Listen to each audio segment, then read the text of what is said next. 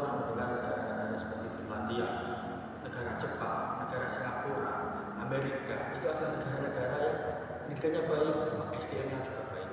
Lantas di Indonesia, anehnya, malah pendidikan dikurangi anggaran, penurunan signifikan di bidang pendidikan membawa berbagai dampak yang sangat-sangat tidak relevan. Assalamualaikum warahmatullahi wabarakatuh. Shalom, Om Swastiastu, Namo Buddhaya, salam kebajikan, salam sejahtera bagi kita semuanya. Perkenalkan, saya Syafri Sulaiman Maulana dari Universitas Negeri Surabaya. Berbicara tentang pendidikan, tentu saya akan berpikir mengapa anak-anak di Indonesia itu harus berpendidikan. Kita tentu pernah membaca bahwa Indonesia itu memiliki visi misi Indonesia Emas 2045. Sektor baik dari pertambangan, pertanian, industri, budaya, dan lain-lain itu harus maju berkembang sama rata dan Indonesia menjadi negara yang kuat adidaya. Namun itu semua harus dibarengi oleh pendidikan yang baik, kualitas pendidikan yang baik. Dan data yang pernah saya baca dari Gustat tahun 2023, dari 284,4 juta jiwa, hanya ada 13,3 juta jiwa lulusan S1 dan 63,3 juta jiwa itu lulusan SD. Wow, sangat-sangat mencengangkan, bukan? Lantas mengapa sih pendidikan Indonesia harus dikurangi efisiensi anggarannya? Kita tentu berpikir positif lah. Mungkin saja pemerintah itu ingin transparan kepada kita, ingin bahwasanya pemerintah itu memberikan pengawasan yang benar-benar ketat kepada Kementerian Pendidikan, Sains dan Teknologi agar apa? Tidak adanya kasus korupsi digunakan dengan baik dana-dana itu, tidak adanya rekreasi, tidak adanya wisuda, maka dana pendidikan digunakan dengan yang relevan dengan pendidikan tersebut. Data dari Kementerian Pendidikan, Sains dan Teknologi itu pagu awal dana 56,6 triliun menjadi 42,4 triliun, yang mana 14,2 triliun itu dananya digunakan untuk apa? Ya, sangat digunakan untuk makan bergizi gratis. Wow, pendidikan itu menjadi prioritas kedua. Sebuah negara yang besar, pendidikannya prioritas kedua. Apa itu? Apa itu bagi Indonesia? Wow, sangat-sangat kurang relevan, teman-teman. Indonesia itu dari 5 pulau besar yang tercantum di Indonesia dari berbagai sudut, tapi pendidikannya menjadi prioritas kedua. Dan tujuannya itu Indonesia Emas. Apakah relevan? Tidak. Dampak negatifnya dari efisiensi anggaran itu, dana-dana beasiswa itu akan menurun kuotanya.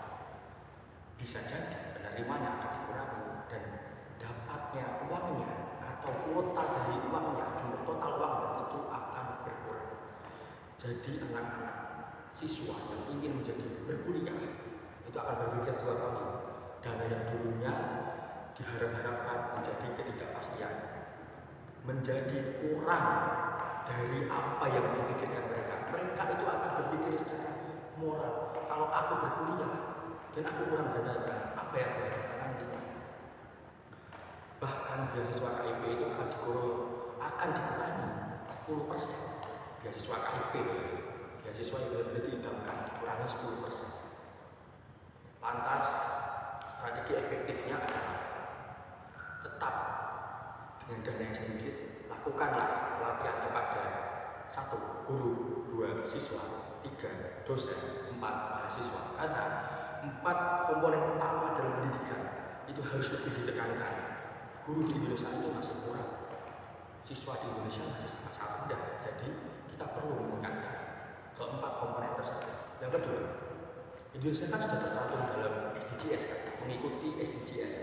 Poin keempat tentang kualitas pendidikan, harus Indonesia itu dapat menerapkan kualitas pendidikan tersebut kepada Kementerian Pendidikan, Sains dan Teknologi ataupun Kementerian Pendidikan Dasar dan Menengah, agar apa? Pendidikan Indonesia lebih terarah, lebih maju, dan lebih memiliki konstruktivitas untuk ke depan. SDGs 2030 tentang kualitas pendidikan, bahwasanya Indonesia itu juga harus maju di pendidikan, menurut aku harapanku sendiri Indonesia tetap berpegang teguh pada pendidikan yang akan datang, tetap maju di bidang pendidikan tanpa memikirkan anggaran, tanpa memikirkan apapun, halangan apapun. Dan kita harus bisa memberikan peran kepada setiap empat komponen tersebut untuk bergerak maju. Kita adalah anak bangsa, kita harus berpendidikan, kita harus bisa menjadi kebanggaan nusa, bangsa, agama, dan yang penting orang tua. Jadi pendidikan di Indonesia bagi saya memang masih kurang, tapi sebagai generasi muda saya ingin berkontribusi kepada pendidikan. Saya ingin memberikan hal-hal yang positif di bidang pendidikan. Saya harus bisa, dan pendidikan di Indonesia harus maju dari sekarang. Harus.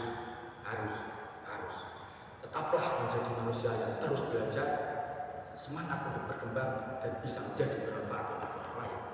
Mungkin cukup sekian. Terima kasih dari saya. Wassalamualaikum warahmatullahi wabarakatuh.